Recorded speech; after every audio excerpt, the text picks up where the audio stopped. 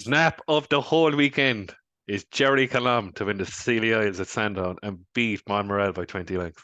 Day 2 of the Dublin Race Festival. So Sunday's action. We've got an extra race on the Sunday. There's 15 across the 2 days. We've already covered the first day, so link somewhere to go and watch the video. Jamie, we haven't got final declarations in here, but I've got a good idea in every single race of who I think is going to run and who I fancy. So, you ready to crack on? Crack on, mate. Yes, right. First race is a mares handicap hurdle. This has been won by all sorts of types. Like weight doesn't seem to make a difference. Rating doesn't seem to make a difference. Price doesn't seem to make a difference. We've done all right in this in the past. We had Heaven Help Us and Global Equity as like a bit of a forecast a couple of years back. The one Party Central last year. Yeah, Party Central was one that we fancy as well. And I feel like it's a very similar thing there. The Davy Russell, Gordon Elliott, I'm pretty sure Liberty Dance is going to win this year's renewal. I tipped her up for the Mayor's Bumper last year when she was beaten. There was like a bunch finished between a few and went there. I was livid. Like I really thought she'd got up as well. She's been a little bit ropey on occasion. So like that run was pretty good. So I can't really knock that. But she's just been a little bit, I don't know, maybe like flat on occasions. Maybe I'm being harsh because that was her first run. The main one I'm talking about is Down Raw when she was behind that Magical Zoe. But since then, she's been all right. I just don't think she's that flashy. I don't think like she's an absolute worldie. But at the end of the day, she's rated 129 in here. We can forget about Mayor's allowance considering they are all the girls. But let's just say she's 136 rated against the boys or whatever. I think she could push a little bit higher than that. So I reckon she's got a bit of wiggle room. She is about a 5-2 favourite for the race. I'm not really telling anyone anything that they don't know.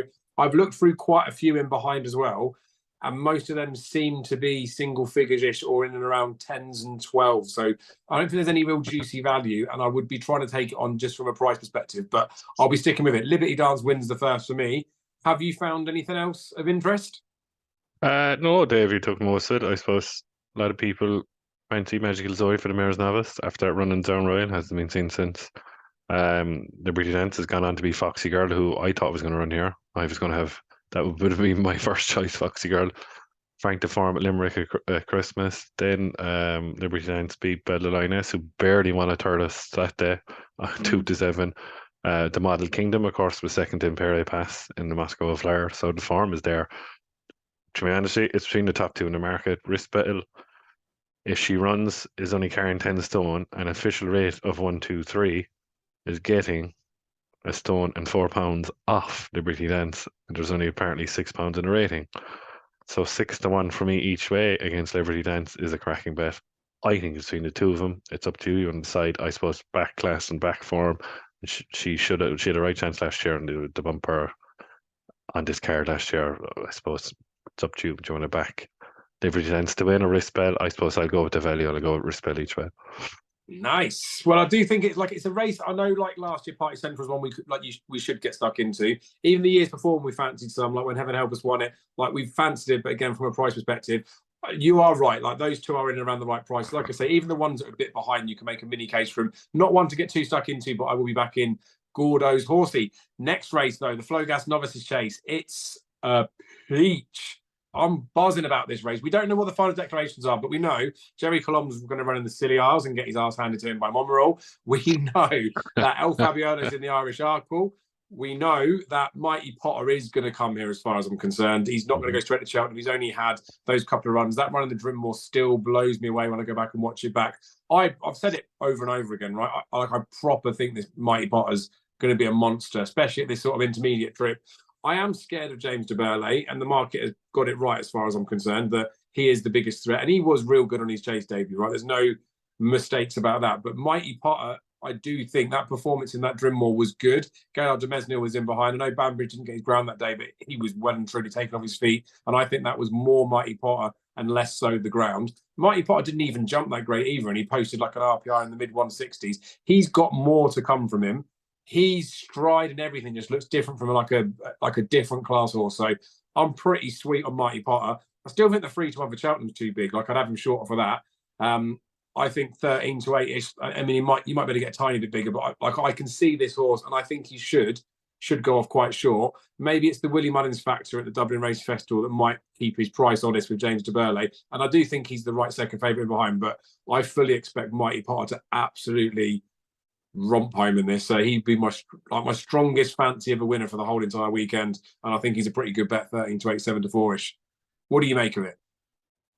You were sound asleep there, Dave, because I took 9 to 4 when he opened. George Sound said that asleep. as well. Sound asleep for you. I You were did. sound I asleep. did.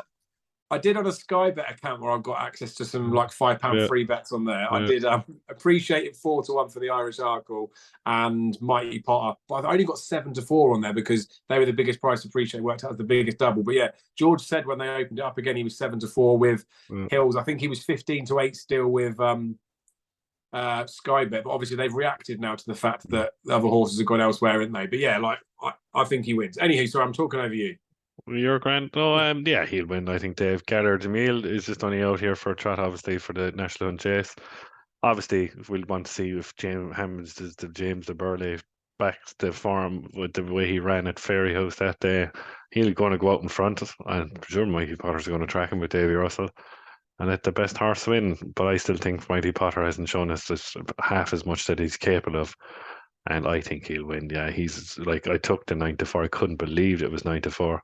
And yeah, for the rest, like you could make a case for Journey with me with the race with Impervious the last day, but he's surely not good enough to beat Mighty Potter. So yeah, I agree with you. And it's, yeah, get stuck in and have what you like on Mighty Potter. Get on.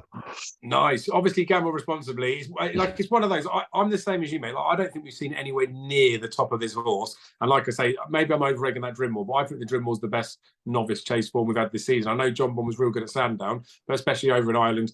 I think this is going to be a good race. Like you say, James O'Berdy will set it up, but I've just got images of Mighty Potter just absolutely tanking home. We haven't had a novice like that for a little while, have we? I know Galloping Shot was good last year, but we haven't had a novice like that where it's been like a bit of a deeper race where we felt there's a good yardstick in there and then canter all over the top of stuff. Like when Valtor and Duvan were about, you could just tell they were different gravy.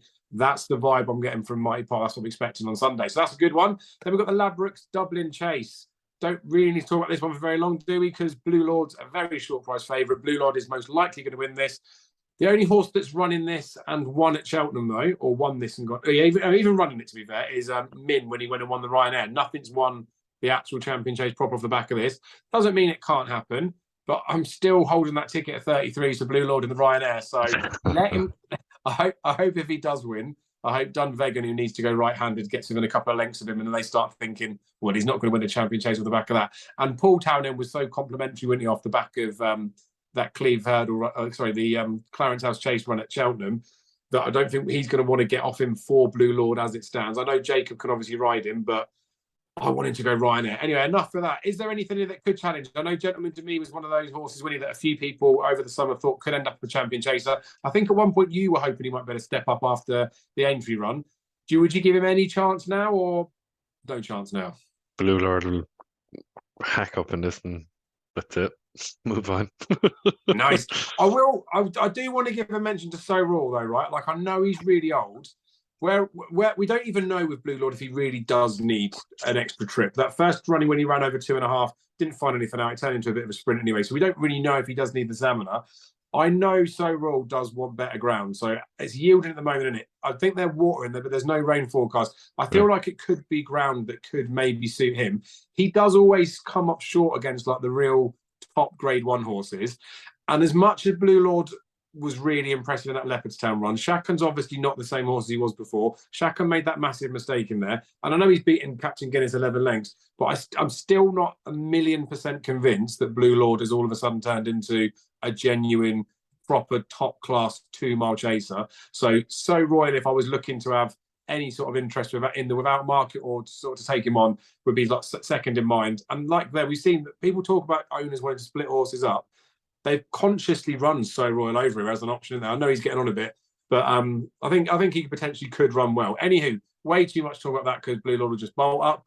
The 2-mile 5 handicap chase. This was the race I've talked about over the last 5 years. Nothing that's even running this has ever gone on to win at Cheltenham. So forget it for Cheltenham Festival pointers. But that doesn't matter because we're going to find the winner of the race in isolation now. I'm going to let you lead on this one. There's 2 horses that I've got a bit of an interest in here, but I'd like to know what you thought of the race.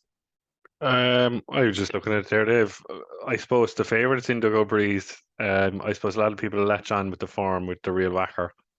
at Cheltenham in the November meeting. But this indoor Go Breeze doesn't look like winning races to me. And now it's back the 2.5 miles. He just won through it. He looks like a 5 mile boat to me. He could be going around all day and he still wouldn't beat a horse in front of him. He has absolutely no chance in my book. I don't know why he's even favourite. There's a lot in here. I suppose I'm going back last year. I really fancied Birchden. I was throwing in, but has a little bit more weight this year compared to like it carried about 9 stone 7 or something last year in it, and it was out in the handicap. It was ridiculous, really. They put a 7 pound claimer on it, and it still won. There's a few. I like the form of the 3 mile handicap. Obviously, it was boosted by carefully selected in the TIS test. And I think at the 2.5 mile, extended 2.5 5 trip, I think this is a golden opportunity for Panda Boy. And the better the ground, the better his chance. I think he prefers a good bit of good ground. I thought he should have won the race in the 3 miler of the Petty Power Chase at Christmas, but he just got run out of it in the end. He just lacked for a bit of stamina in the end. I think he'd be up in the van here, and I think he'd be very hard to beat off 140. I think he's a better horse than that. There's a few. Mascata has a chance. Obviously, I backed him at Christmas in the big Tim Duggan race at Christmas at Limerick. I think he needs I think she needs a bit of soft ground. Might be totally wrong. There's going down it and going down it and going way down. Last year, the 2 mile handicap, there was a horse that a couple of friends of mine backed, and it was calling me Lyring for Gordon Elliott, and hasn't run since last year. Needs a bit of better ground.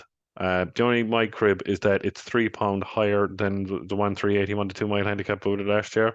He's a big price, 20 to 1. You get stuck in, and there's another one from Ray left field, and that's the ran in the Tiestas last week. If he runs, is a William horse called Egality Mons. If you watch back the race in the Petty Power Chase, he was actually tanking along and didn't like the soft ground. Now he's form on soft ground, obviously, but I thought he ran well up to a certain point, and I think a certain step back up trip, he's 33 to 1. It's up to yourself, even if he's declared. Might have a few baddies, but I'm really strong on Panda Boy. I think Panda Boy will win 5 to 1. I'd have a bit of that. And it's a tough race, but I nail my colours to the mast and I'll go with Panda Boy. I like it. So the reason I wanted you to go first on this one was because I needed to get your view on things anyway. But there's one that I quite like in this. And I think like he's a reasonable price. You can still get 20s about him. You might be able to get me some information on this horse. But just to touch on Panda Boy. Mars Harper, yeah. Yeah, but I remember with Panda Boy a couple of years, last year I think it was. He ran at Christmas and won well, didn't he? Then he ran in the William Fry handicap hurdle. Yeah. Was dog shit. And I'm not saying that he runs better at Christmas and then run bad at the Dublin Race Festival, but I do have that semi-air of concern around him. And I think he might be skinning up in terms of a price. That's not to like poo-poo or put you off. Like he probably has got his chance, but that's my stance on him. Anywho, mate, is Mars Harper going to run? Do you know? Don't know that. Apparently he is. Yeah, apparently he is. Yeah, yeah, he's good form. Because does he like winning races though? I mean, there is that in there, but I quite like him, right? So he's only had the 3 spins over fences, isn't he? But that run is that first run. I know it sounds mental if you say this out loud, but he was 5 to 1 against Mighty Potter. And to be fair, you can price him how you want to price him. He ran okay, to be fair. Like he did. I thought it was pretty good. And then obviously Mighty Potter's going to go and frank the form an hour earlier. So I think that's interesting. He's only 132 rated, right? And the way I'm talking about Mighty Potter, like Mighty Potter is categorically a 160s chaser. This horse off the levels, I know it was comfortable, but he's not £30 worse than Mighty Potter. I think he's got a pretty light mark. Now, I know what you mean about like his constitution and whether he does want to go and win races or whatnot. And we've got him fairly exposed over hurdles, haven't we? Like he's one of those that we sort of know his level, and you can't really say off his hurdles form that the form's that good. I know his chases after haven't been that great, but the one at Punchestown after behind Midnight Run was the race I talked about in there with that Barnaculia in there. I don't think that's a bad race at all. I think Midnight Run's actually an all right horse. He is a bit older than some of the other ones, but I don't think getting beaten by him is like a bad bit of form. Then the run after Christmas, they've got to start thinking to themselves, we've got a couple of half decent runs there, haven't we? Let's maybe not do too much because we ain't going to be winning a graded race for this horse. We've clearly seen that. And then they've still managed to get into a handicap chase in and around this mark. I think he's got a proper squeak, and I can't believe the price it is. 20s is too big for me, so he's the boy. I'm not going to back the Gother, even though we had him for the pipe last year. he He's sure he's not ruining his handicap mark that he got dropped and he's dropped into the Kinmure now, is he? well, who knows with him? Yeah. It will be interesting in the jockey book of that stuff. But I quite Indigo Breeze is there for like all to see. I think in terms of the prices, especially like you say, the Banbridge, the real whacker form. But again, from like a price perspective, I just think Miles Harper's a massive price. Hopefully, the Syndicate boys will get stuck into him as well, and he might get backed in. But he's one that I've already backed him at 20s. When he gets declared, I'll back him a bit more. And if he's still 20s plus on the machine on the morning on Sunday, I'm going to have some more on him because I think he'll travel all right in the race. Might not win, but I'm pretty sure I can use him to trade. So let's move on to the Irish Champion Hurdle. This is a pretty decent renewal, given the fact that the last couple of years, Honeysuckle's not had much to run against, especially last year. My stance on it is she can win this. I know the betting is priced probably according to like this season's form and this season's form alone.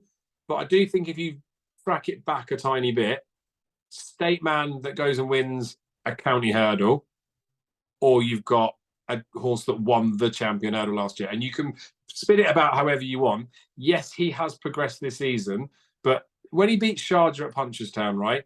Everyone's talking about the fact that Honeysuckle being a mare, maybe the age comes into it a little bit sooner, but he beat a 9-year-old Sharjah, didn't he? Sharjah can't get near Honeysuckle, so it was good. It was a good run, but I don't think it makes him look like in the 160s or plus, like everyone was suspecting. The run after at Christmas was good, where he beat Vauban. And I know Vauban, with that hurdle being taken out, everyone was thinking, he could have got a little bit close, all those bits and pieces. I don't think he would have done. I think he's just beaten him. And Vauban obviously is a very good horse. And I know Sharjah's a bit further back as well, but there's not enough genuine substance to it to say that, for me anyway, that he is capable of giving £7 away to Honeysuckle. And that's what it boils down to. This mare's allowance, right? If you took the £7 off on this season's form, State Man deserves to be favourite. Vauban and Honeysuckle should be vying for second favouritism. I think she's a ludicrous price, to be honest with you. I do get that she was beat the last day, and I don't care that it was TOP that beat her and potentially now he's got out and franked the form. But she ran all right that day, to be fair. And she's run before with she beating Darva Star and Ronald Pump and all those bits and pieces.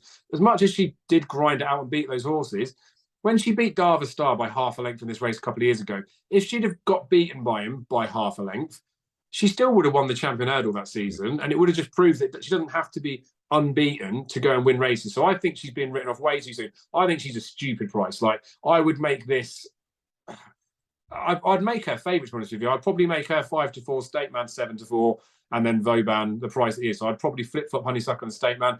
I do get that she could be on the way out, and I do get that State Man's on the way up. So it could happen. But as it stands at this point, I'm happy to take a punt on Honeysuckle for the Irish Champion Hurdle. And I know when we talked about the Champion Hurdle in terms of a potential bet for Dublin Racing Festival, we were luring ourselves towards someone else, weren't we? But I can't let her go unbacked in this final swan song. It probably is maybe more head than heart.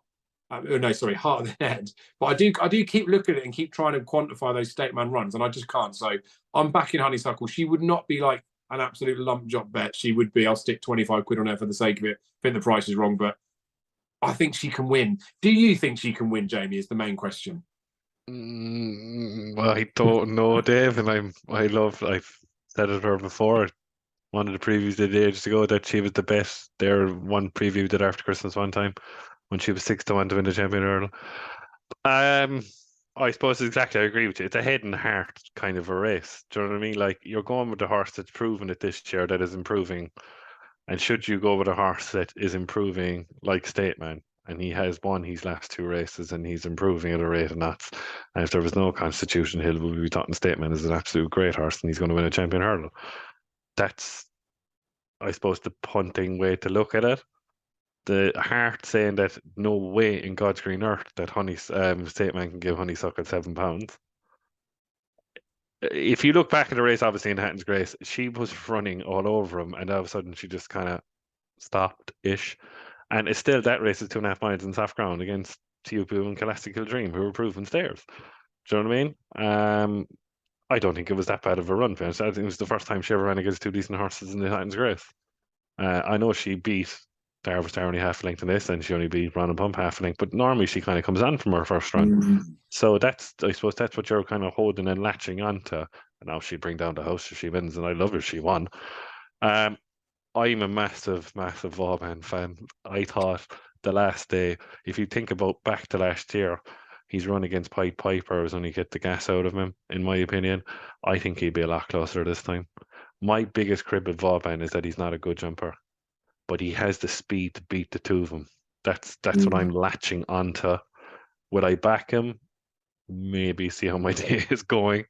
I really like him. Maybe he's not this year's horse, but I'd like to see him close up. I think he'd improve more. I think eventually he might go past all of them. Obviously, Honeysuckle could be finished at the end of this year. I suppose to go with it, I would go with State Man. For a punting perspective, my heart would say Honeysuckle or Vauban, but I think State Man will win, yeah. Yeah, that's fair enough as well. And like it is, it's very much like sort of focuses around these three horses. And like I say, any way you sort of look at it, like the Vauban thing, especially that last run, there's definitely, you couldn't say categorically for the rest of their careers, State Man will always be better than Vauban. So the fact that we're saying that Vauban could end up beating a State Man makes me feel like he might not be ready to do it yet. It also makes me feel like State Man isn't necessarily this absolute worldy future 170s constant champion hurdler that it might be. And I know he's in the same era as Constitution Hill, but I think sometimes those horses get like pushed up a little bit, even like your Mins and stuff, don't they? They get told to be like they're better horses because they bumped in the legacy of someone else. I think Honeysuckle can do him. I think they're getting the £7 is enough to sway it. No one's got a chance against Constitution Hill, and I don't want to be rude about this race in isolation, but I would imagine that connections of Honeysuckle would have this as, especially after that Hatton's Grace, this would be, you've got to win this. Like, I don't care about Cheltenham because you're probably going to get beat by Constitution Hill, whereas they look at this and think, we can still go and win this. So I reckon, not that they would have left miles off before, but she's going to be tuned to the absolute minute for this. And while I'm not thinking that William Mullins would have taken like loads off a State Man, I don't think he'll care if State Man gets beat here because his job is to get as close to Constitution Hill as he can in Cheltenham. And I think most people would agree that Honeysuckle can't get near Constitution Hill. State Man potentially could. And then obviously me saying that now makes you feel like, well, why would you say Honeysuckle could beat State Man now? I think this day on Sunday is Honeysuckle's holy grail race. So I think she's going to be all out for it. So I think she's going to be a bet. It's not a real bullish one. I think it's an exciting race. No one really knows the answer. The question is, Dave, if there's people winning money and they'll go sentimentally, will she be back into favourite and Statement might drift? And that's what I feel like can happen. Yeah.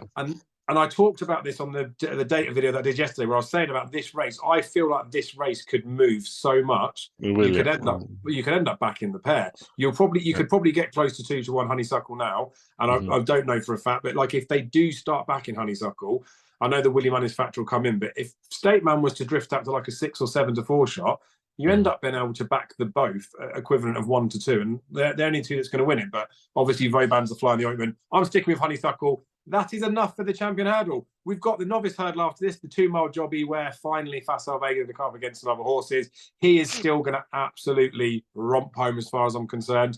The one that I'm really interested in is Irish Point, because I do think this horse wants a bit of better ground, and I do think this horse has got a proper chance in a Supreme.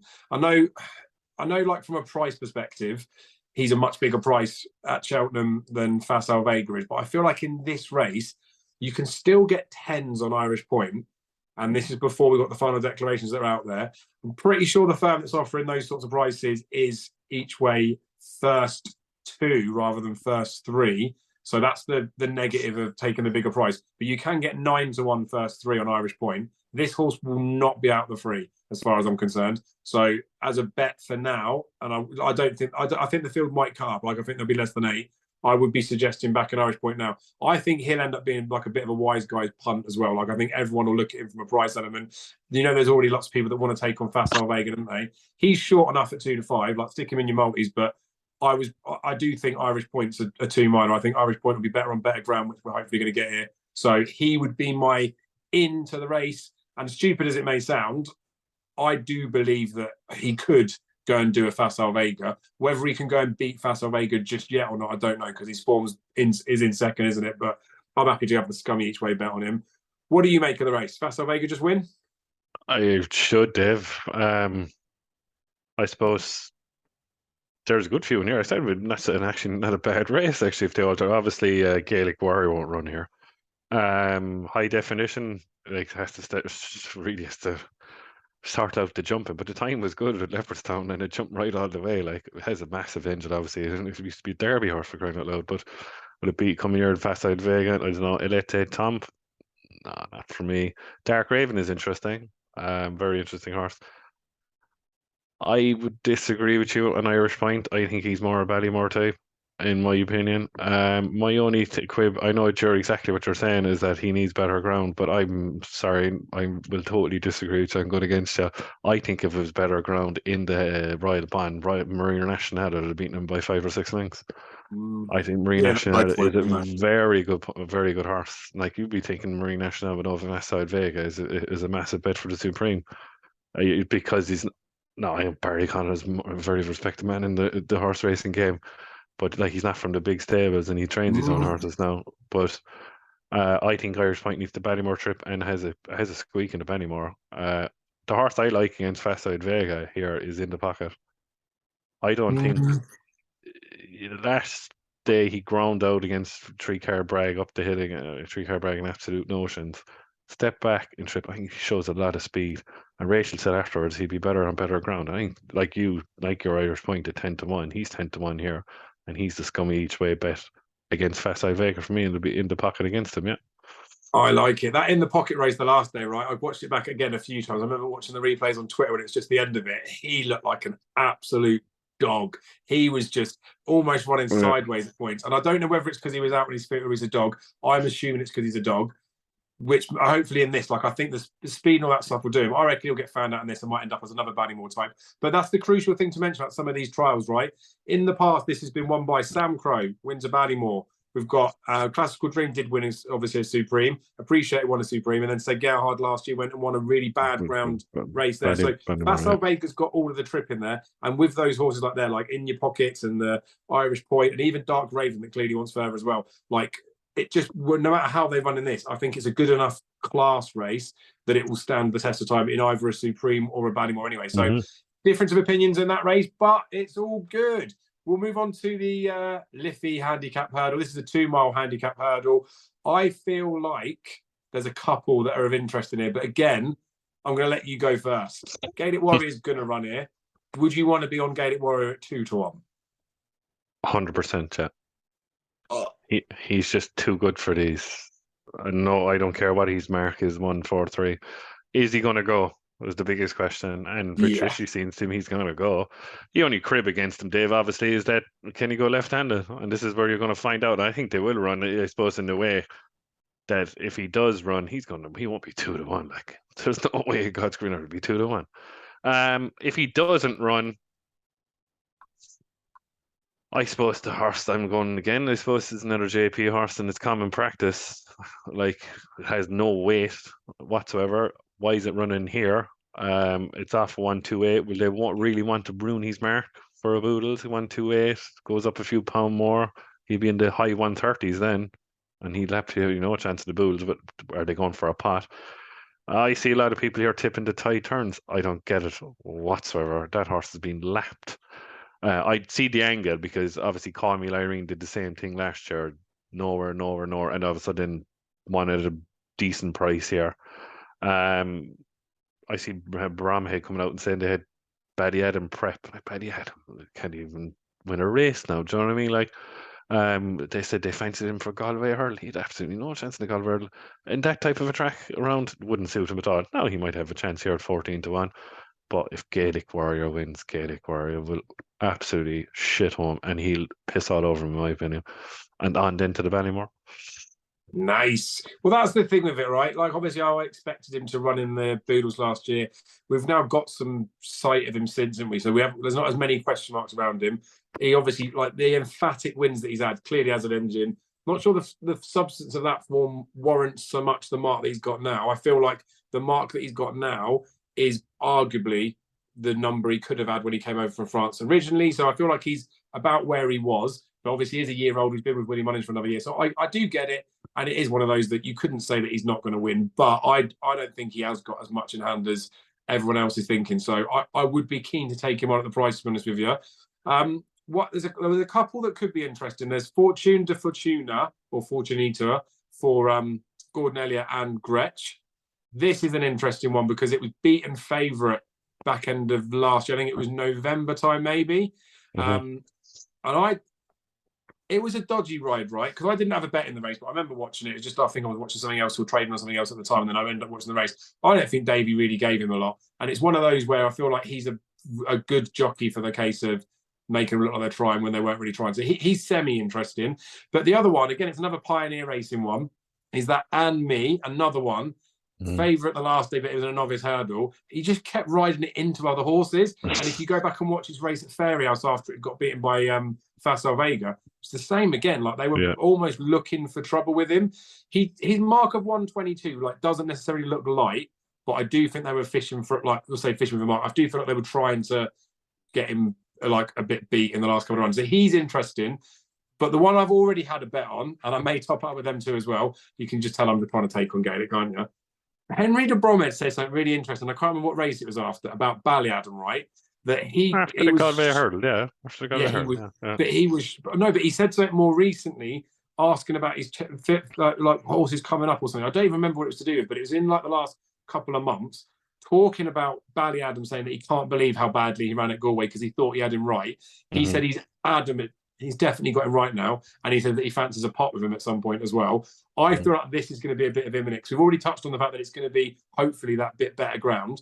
I'm not completely and utterly writing off Ballyadam. Like I think he's stupid price, like 16s, 18, 20s. And he's another one of those that I think could be wise guy nibbled in. So I've had a little bit on him. Wouldn't be one I'm too bullish about. And then the other two I've got half an eye on is and me and Fortune de Fortunata. But I would think with Gordon, right, if he set both of those up for a mark, he ain't going to run them against each other. And also, if he set them up for a mark and then you've got something like a Gaelic Warrior in it, he might not again want to go and ruin his mark. Whereas I feel like Ballyadam's definitely going to run here. Options and stuff for him are limited. Whereas you get those younger horses, especially the syndicate horses, where you think we could go pick up a pot somewhere else. Interesting race for sure, but you're Team Gaelic and I'm not, I guess. Well, Gaelic Warrior, I'll do it.